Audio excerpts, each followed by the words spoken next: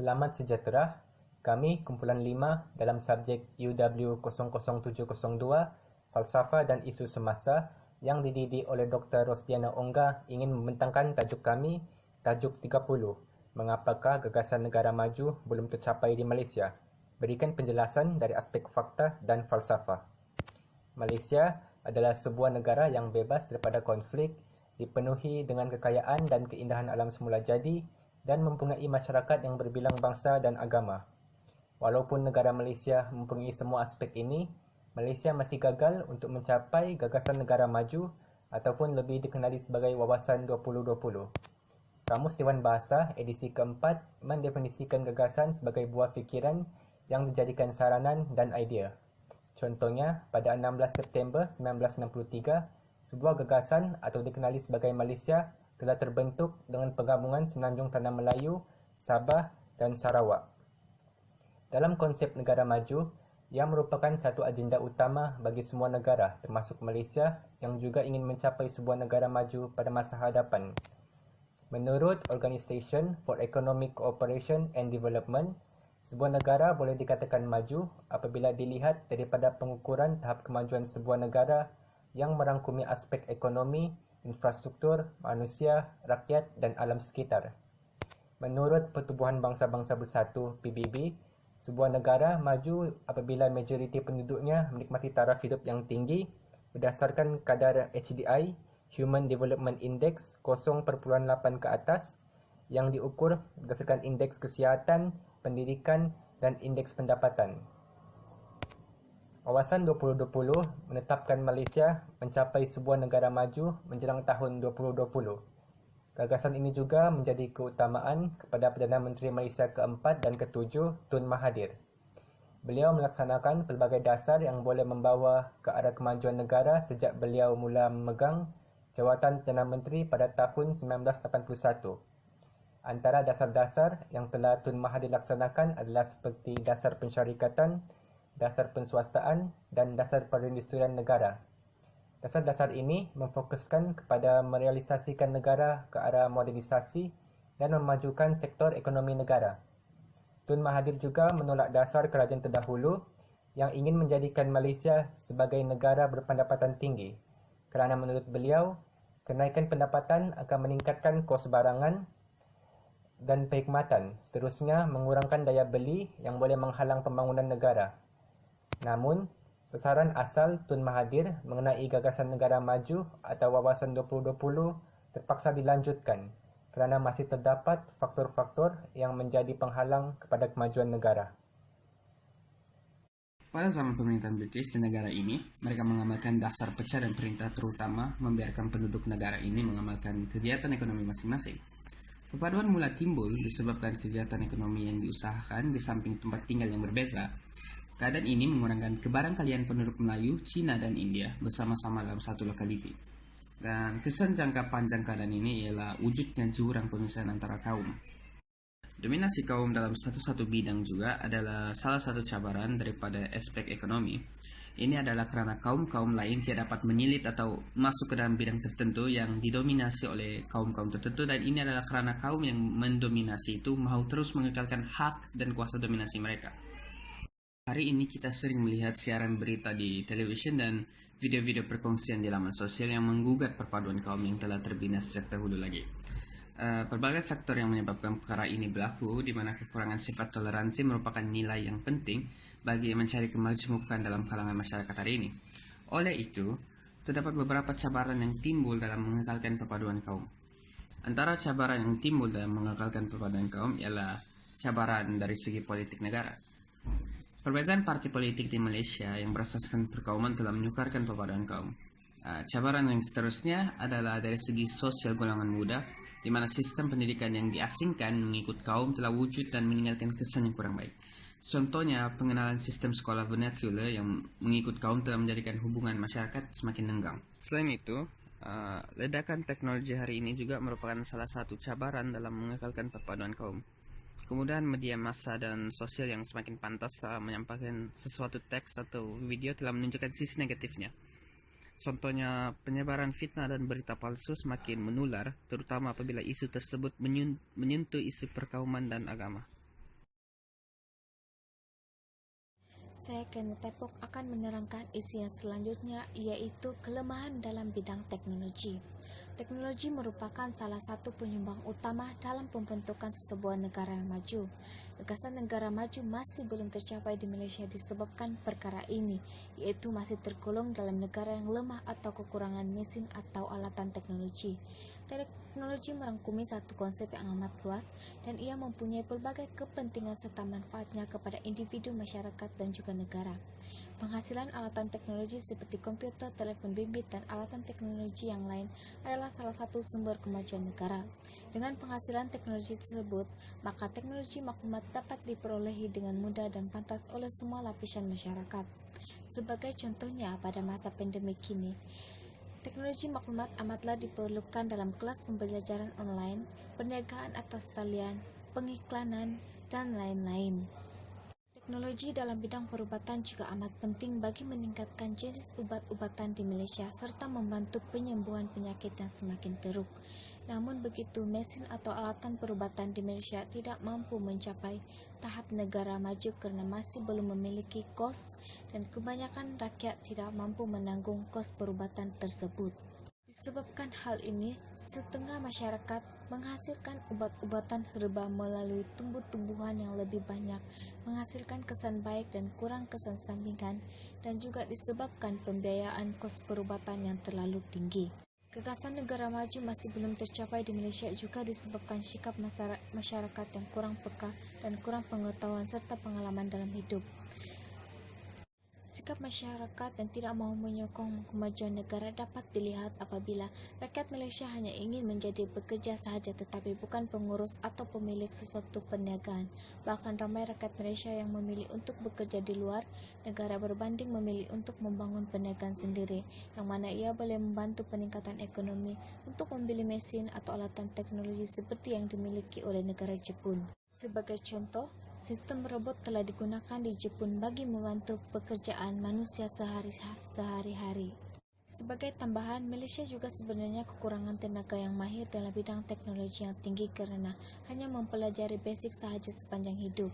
Masyarakat tahu menggunakan alatan teknologi tetapi tidak mampu memanfaatkannya dalam membantu penghasilan negara. Cabaran keenam dalam sesebuah negara yang membangun ialah membentuk sebuah masyarakat yang bersifat sains serta progresif, berdaya cipta dan berpandangan jauh ke hari muka, yakni sebuah masyarakat yang bukan sahaja dapat memanfaatkan teknologi kini tetapi turut menjadi penyumbang terhadap pembentukan peradaban sains dan teknologi pada masa hadapan. Bagi merealisasikan cabaran ini, semua lapisan masyarakat haruslah bersama-sama mewujudkan masyarakat yang bukan sahaja menjadi pengguna teknologi tetapi juga penyumbang kepada tamadun saintifik dan teknologi masa hadapan. Assalamualaikum, salam sejahtera. Pada hari ini saya akan membentangkan sebab mengapa wawasan 2020 masih belum tercapai di Malaysia. Sebab yang pertama ialah Malaysia menghadapi cabaran dalam mewujudkan masyarakat liberal dan bertolak ansur. Maksudnya masyarakat yang berpikiran terbuka dan menerima kebanyakan kepelbagaian dan diversity itu masih kurang. Seterusnya, masyarakat kita masih sukar untuk menerima pandangan orang lain. Seterusnya, cabaran dalam mewujudkan dan membangunkan masyarakat demokratik. Kerajaan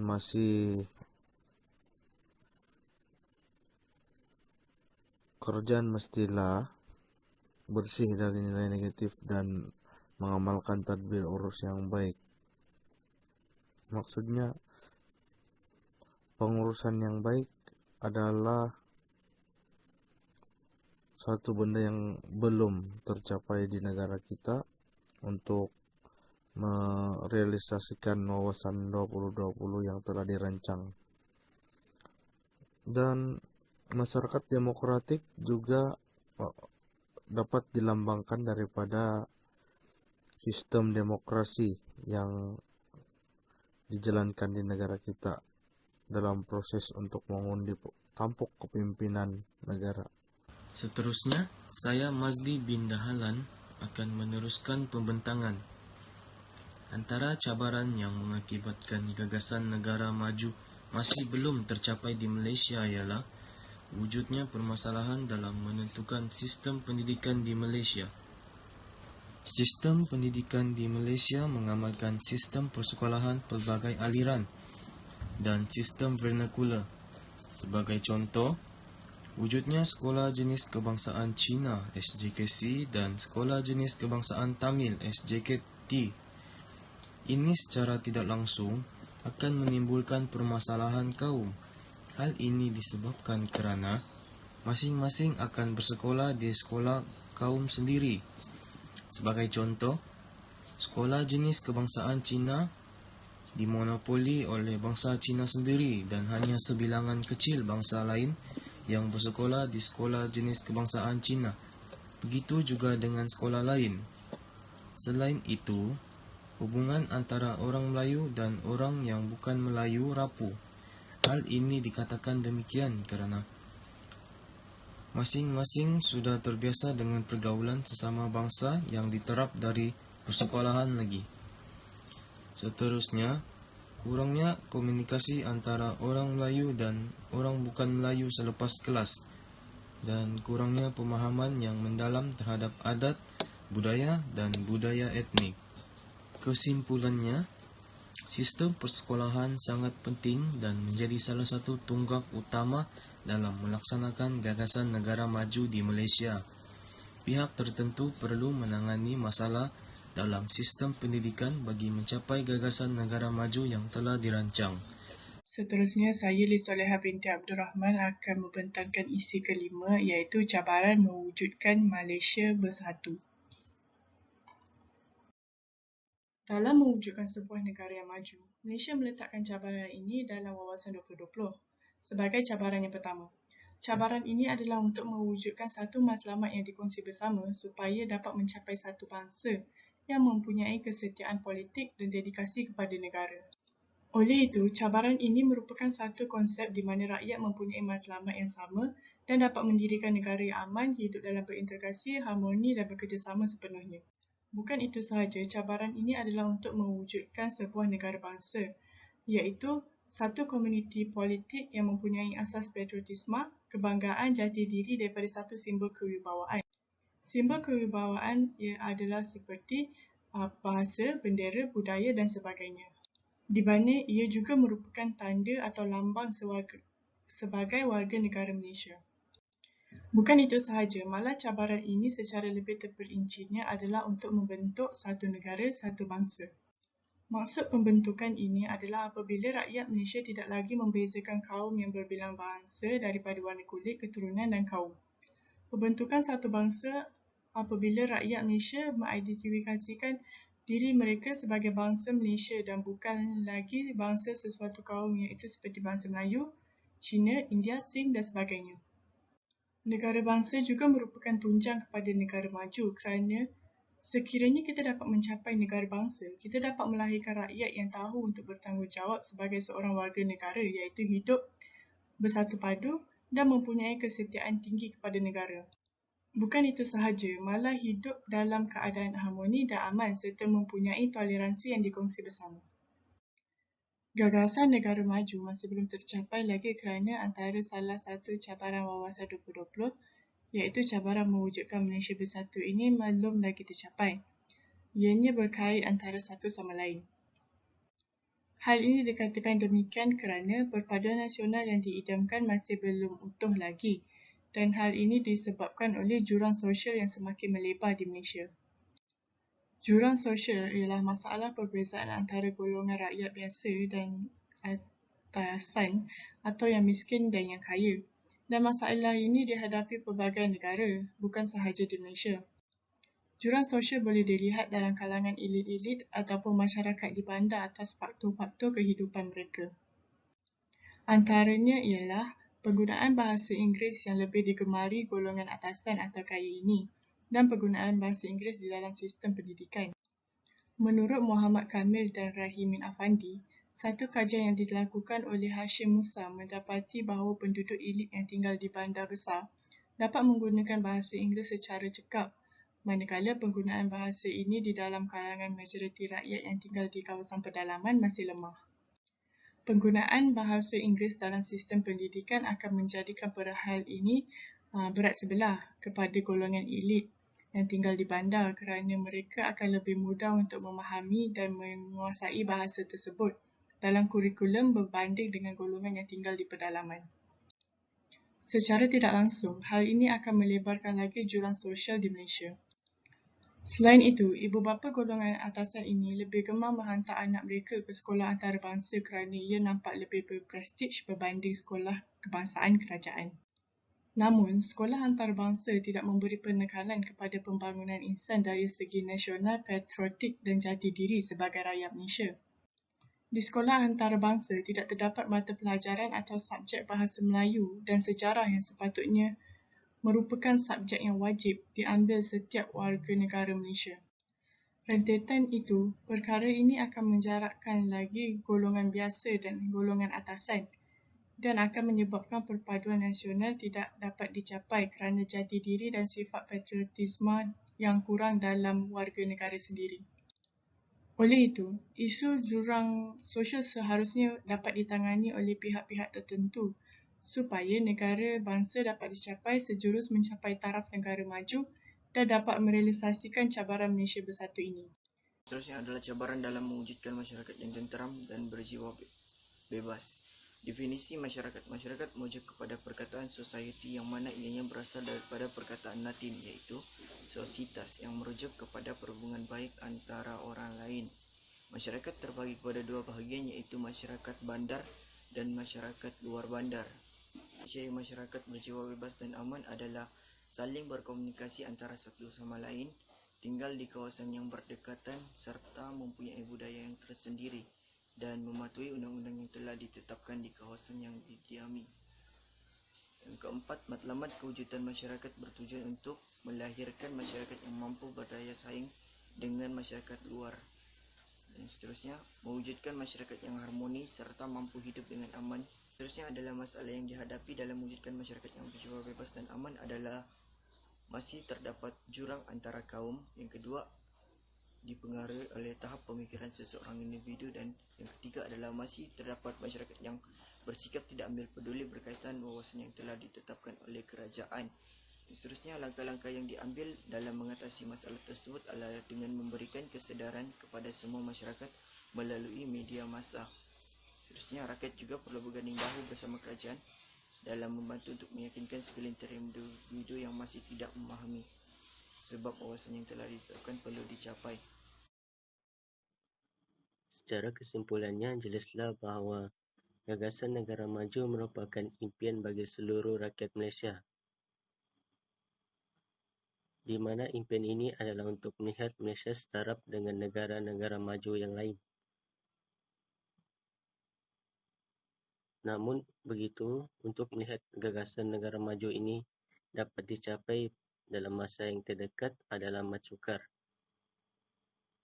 Hal ini kerana terdapat banyak cabaran-cabaran yang perlu dihadapi dalam mencapai hasrat tersebut.